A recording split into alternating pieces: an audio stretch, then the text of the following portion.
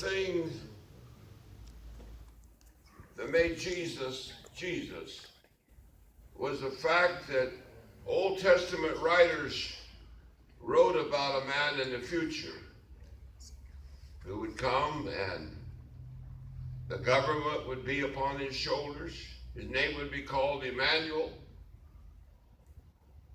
The psalmist David was so carried away in the spirit of prophecy, he said, "They pierced my hands and my feet.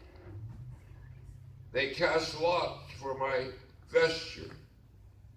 They didn't pierce the psalmist David's hands and his feet. They didn't cast lots for his vesture. But in the spirit of prophecy, he saw Jesus.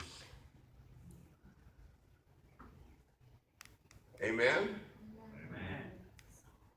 Amen.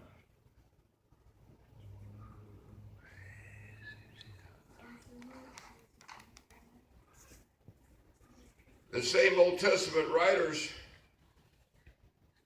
that predicted Jesus prophesied about the church that Jesus would organize. And Isaiah and Micah, Isaiah 2:2 and Micah 4:1 almost read verbatim, where it says, "It shall come to pass in the last days that the mountain or the government of the Lord's house shall be established in the top of the mountains, and all nations shall flow into it."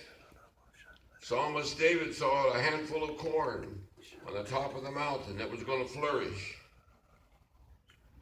And so it was not a coincidence that the Bible tells about when Jesus went up into a mountain and called unto him whom he would. And they came, and he ordained 12, called their names recorded, in fulfillment of those Old Testament prophecies. A little bit later on, Jesus was with the ministry there of the organized church, and he asked him, "Well, who do men say that I, the Son of Man, am?" They had all kinds of responses. Some say you're Elias, Jeremiah, or just one of the prophets. Yes, bless him, Lord. But that didn't satisfy Jesus. He said, "But who do you say that I am?" Amen. Right. And that's Hallelujah. what I'm asking each of you. But who do you say that he is?